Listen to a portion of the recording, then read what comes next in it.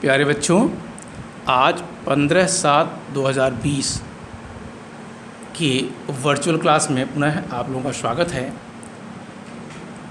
कक्षा 10 विज्ञान धातु एवं अधातु ये चैप्टर चल रहा था। इसका लास्ट अंश बचा हुआ था, उसको देखते हैं।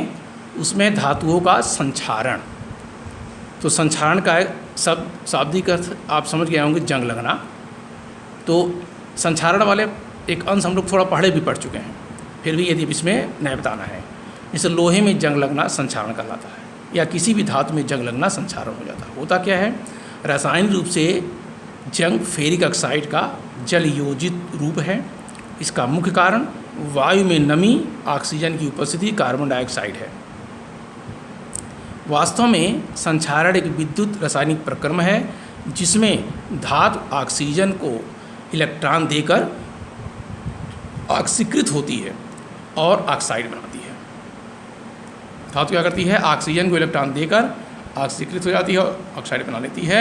ये क्रिया जो है संक्षारण कहलाता है। अब संक्षारण हो गया तो संक्षारण की रोकथाम कैसे करेंगे, तो कुछ घरेलू आप उपचार जानते हैं। फिर भी देखिए, धातुओं को नमी के संपर्क में आने से रोककर संक्षारण में कमी किया जा सकता है। इसके लिए करते क्या हैं, इसके लिए हमें धातुओं पर पेंट करके, तेल लगाकर, ग्रीस लगाकर, यसद लेपन करके, मिश्र धातु बना करके संक्षारण की प्रक्रिया को रोक सकते हैं या रोका जा सकता है। तो सबसे पहले देखिए, धातु पर पेंट करके करेंगे क्या। तो धातुओं की सतह पर किसी अम्ल अवरोधक रंग की पुताई करके, रंगाई करके धातु होता क्या है, वायु या किसी विलयन के प्रभाव से बच जाता है। कैसे बताएगा, धातुओं की सतह पर अम्ल अवरोधक में जिसमें अम्ल की अभिक्रिया न करें, रंग की रंगाई करके जो धातु है वो वायु या किसी विलयन के प्रभाव से बच जाता है। अगला है ग्रीस या तेल लगाकर। तो जब लोहे की सतह पर ग्रीस या तेल लगाया जाता है तो वह नमी के संपर्क में नहीं आती और संक्षारण होने से बच जाती है। वैसे भी यदि आप देखें, जो भी धातुएं हैं गर्मी की सीजन में संक्षारित नहीं होती, ज़्यादातर होता है बरसात के सीजन में जब नमी आती है तभी संक्षारित होती है। अगला पॉइंट है धातुओं को मिश्र धातु में बदलकर। तो मिश्र धातु का संबंध आप जानते हैं, मिश्रण का परिभाषा मिश्र धातु का। तो दो या दो से अधिक धातुओं को मिलाकर बने मिश्र धातु को संक्षारित होने से बचाया जा सकता है। यानी जब मिश्र धातु बना देंगे तो संक्षारित नहीं होगी या बहुत कम होगी। अगला एसद लेपन क्या शब्द है, लोहे एवं इस्पात की वस्तुओं पर जस्ते की पतली परत चढ़ा देने की प्रक्रिया एसद लेपन कहलाती है।